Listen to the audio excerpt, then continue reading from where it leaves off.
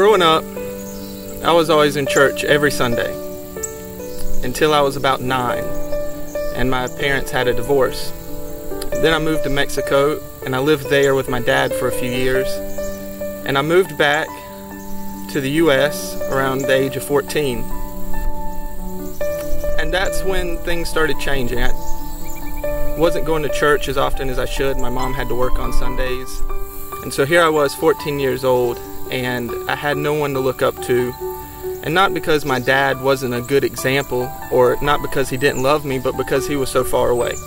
He lived in Mexico and I was in the US.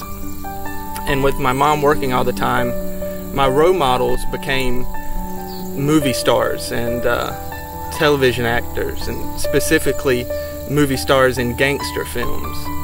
And at school, my peers, I chose people who I thought had it figured out because they were so bold and loud and proud, and I thought that that's the way you were supposed to act. For many years I just looked at others and tried to define myself through them by imitating them. I got involved in a drug culture, and through that culture I realized quickly that I wouldn't have any money to continue those habits, and so I started selling drugs. And then after high school I was trying to figure out what to do with myself, and so I said, well, I want to do something that is worth being proud of. And so I decided to join the National Guard, and I applied to go to the Citadel for college.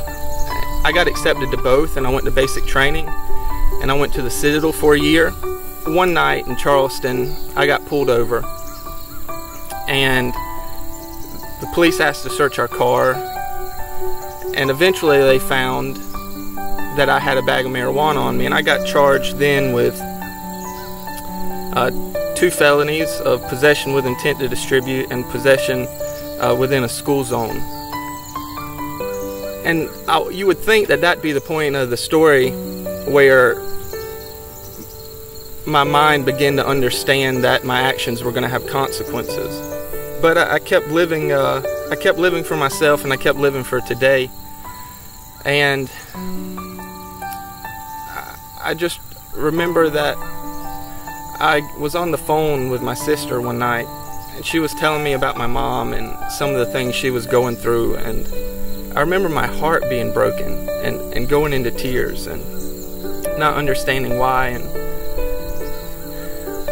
And then it was like God opened my eyes, and for the first time my heart felt and my mind understood what it was I was doing and how I was not living life the way He had intended. And everything began to change at that point. I wasn't sure what had changed or how it had changed, but I quit enjoying doing the things that I was doing, and I started looking for something different. And I spent a lot of time by myself, and I picked up my Bible one day and I just started reading, and it made perfect sense to me. Everything in God's Word, the people were the same, the stories, they related to everything I went through. And I started thinking about how this is what life's all about. God's what life is all about. At times I was tempted to think that I just wasn't good enough, and that Jesus hadn't made the sacrifice for me. And so I've been learning since then that I'm saved by grace and that I'm part of a heavenly kingdom. And so through Christ I found what it meant to be a man and to try to walk in His shoes and sacrifice myself and my ambitions for His glory and for His kingdom. And being a part of that family, I have found more fulfillment and more purpose than I have ever before. Through all of this, I have been tested and tried, and now I find myself more and more thankful for the things I went through and the perspectives it gave me. I hope that my testimony will be one that shows that no matter what, God can save, No matter where you are, He can bring you out of that into a position where you can bring glory to Him. I'm David Chandler.